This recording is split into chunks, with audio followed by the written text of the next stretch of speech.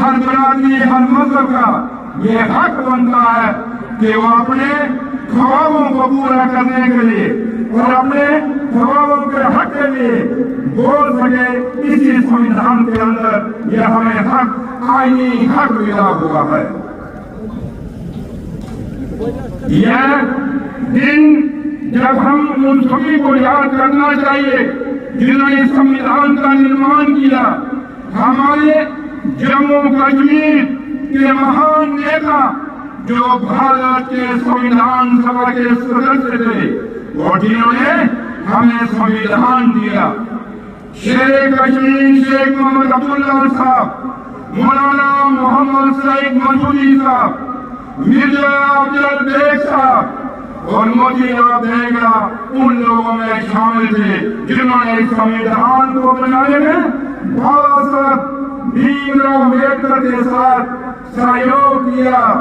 आज का दिन हम सब इनको मिलकर याद करते हैं और नमन करते हैं।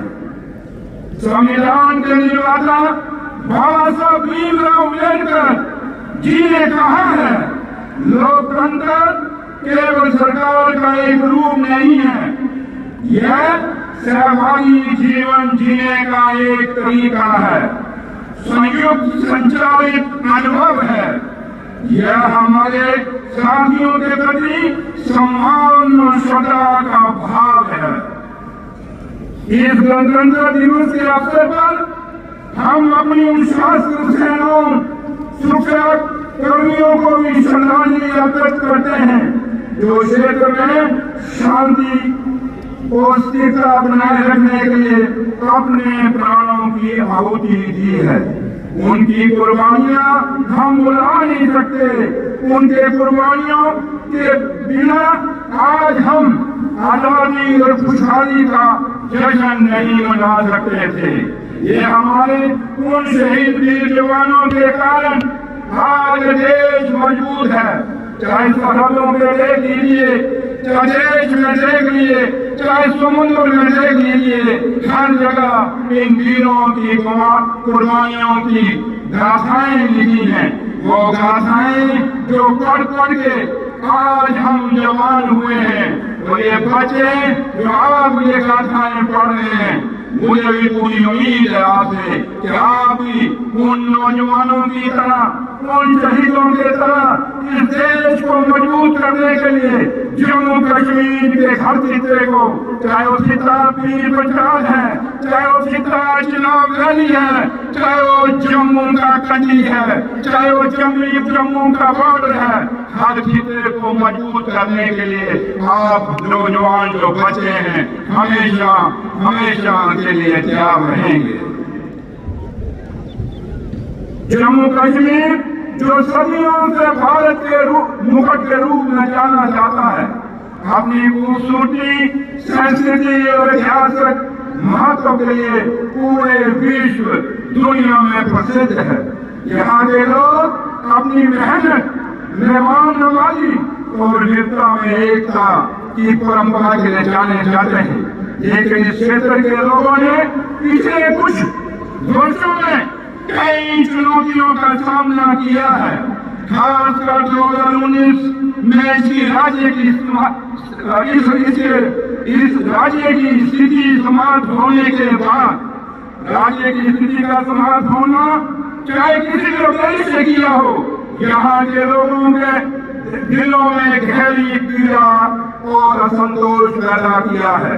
राज्य की स्थिति केवल स्वायत्ता प्रगति की नहीं थी, बल्कि ये जनता के आत्मविश्वास और आत्म सम्मान की बुनियाद थी। जम्मू कश्मीर के लोगों की जायज मांग है कि उनके अधिकार, स्वायत्ता और राज्य का दर्जा वापस मिले। मंत्रिमंडल पहले ही एक प्रस्ताव पारित कर चुका है और प्रधानमंत्री जी ने भी राज्य का दर्जा बहाल करने की अपनी प्रतिबद्धता को दोहराया है। लोकतंत्र की असली ताकत जनता की आवाज में होती है और हमारा संविधान इस बात की गारंटी देता है कि हर नागरिक को अपने अधिकारों के लिए आवाज उठाने का हक है। इस गणतंत्र दिवस के अवसर पर हम केंद्र सरकार से अपील करते हैं कि जम्मू कश्मीर के लोगों की आवाज को सुने और उस क्षेत्र को फिर से उसकी राज्य की स्थिति बहाल करें। राज्य की स्थिति की बहाली न केवल यहाँ के लोगों के आत्मविश्वास को वापस लाएगी बल्कि विकास और समृद्धि के रास्ते भी खोलेगी। यह कदम क्षेत्र में शांति, भाईचारा और लोकतांत्रिक मूल्यों को भी मजबूत करेगी। मैं यह कहना चाहता हूँ कि जम्मू कश्मीर एक भूभाग नहीं है बल्कि भारत की आत्मा है।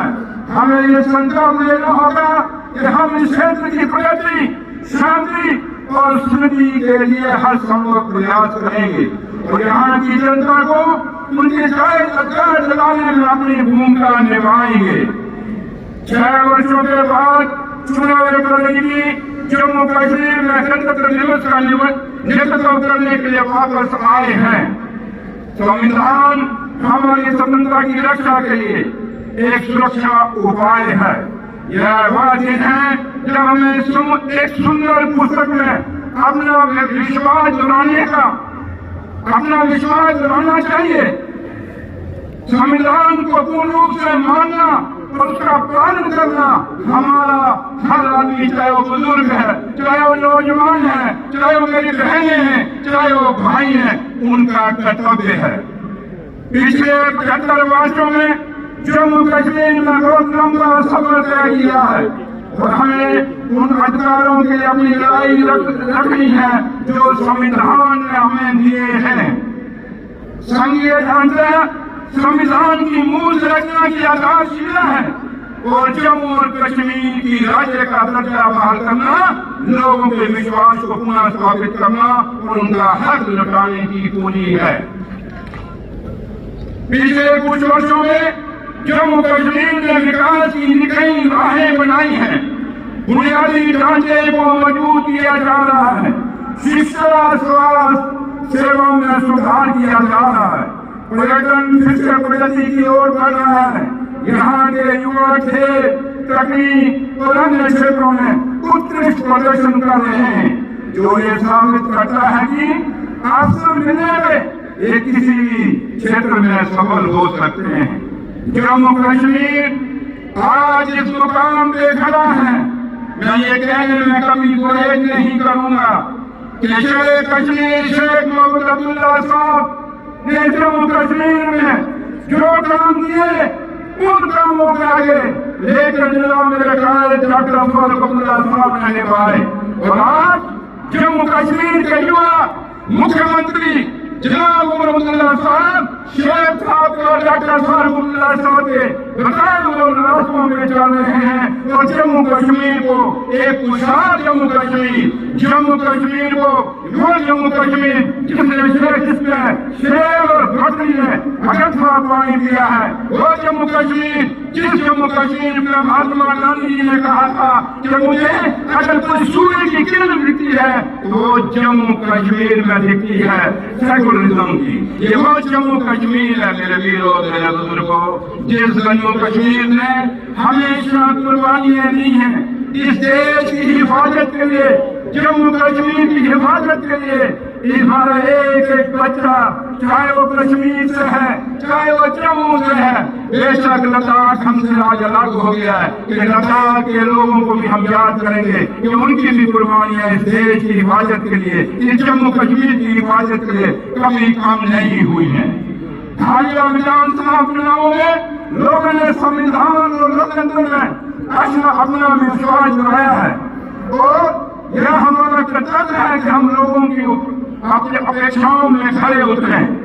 लोगों ने जो निर्णायक जनादेश उमर अब्दुल्ला सरकार को दिया है वह यह है कि हम जम्मू और कश्मीर की अनूठी पहचान की रक्षा करें और युवाओं और आने वाली पीढ़ियों के उज्जवल भविष्य को सुनिश्चित करें। एक एक करके हम सुनिश्चित करेंगे कि हमने जो वादे किए हैं वो पूरे हों और उमर अब्दुल्ला सरकार इसके लिए दिन रात मेहनत कर रही है और हम उस भगवान उस अल्लाह ताला से ये दुआ करें कि अहमदुल्लाह सरकार को इतनी ताकत मिले, इतना हौसला मिले कि हम इन नौजवानों के जज्बातों की कदर कर सकें, अपने बुजुर्गों के आशीर्वाद को दिए हुए उस आशीर्वाद को निभा सकें। बड़े मुद्दों पर काम करने के अलावा अहमदुल्लाह सरकार बिजली, राशन, रोजगार, रक्षण नीति के युक्तिकरण आदि पर किए गए वादों को पूरा करने को भी सुनिश्चित करेगी। उमर अब्दुल्ला सरकार अपने किए हुए वादों पर कायम है।